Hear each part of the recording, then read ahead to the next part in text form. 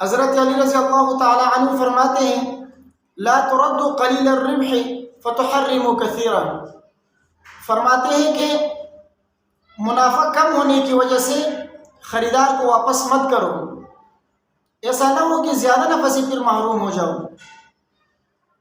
اس کا مطلب یہ ہے کہ اگر منافع آپ کو توڑا مل رہا ہو کسی چیز پر تو ایسا مت کرو کہ سامان کو نہ بیچو اور اپنے پاس رو کر رکھو، بلکہ اس کو فروخت کر دو۔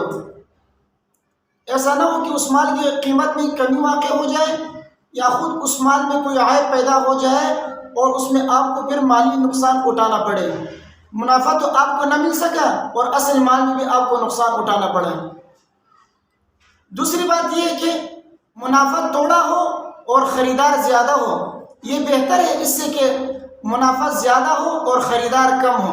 اور تیسری بات یہ ہے کہ منافع کم لینے میں مخلوق کی رعایت بھی ہے اور مخلوق کے ساتھ خیر خواہی بھی ہے، جو کہ بڑے اجر و ثواب کا باعث ہے۔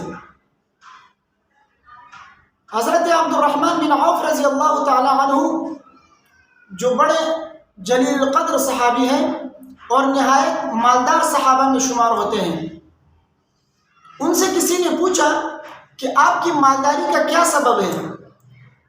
تو حضرت عبد الرحمن بن عوف رضی اللہ تعالی عنہ نے فرمایا کہ 3 چیزیں ہیں۔ نمبر 1، میں نے کبھی بھی تھوڑے منافع کی خاطر مال کو رو کر نہیں رکھا۔ نمبر 2، میں نے کبھی کسی جاندار کی بیچنے میں تاخیر نہیں کی، جتنا منافع ہوا میں نے اس کو فروخت کر دیا۔ نمبر 3، میں نے ادھار پر کبھی نہیں بیچا۔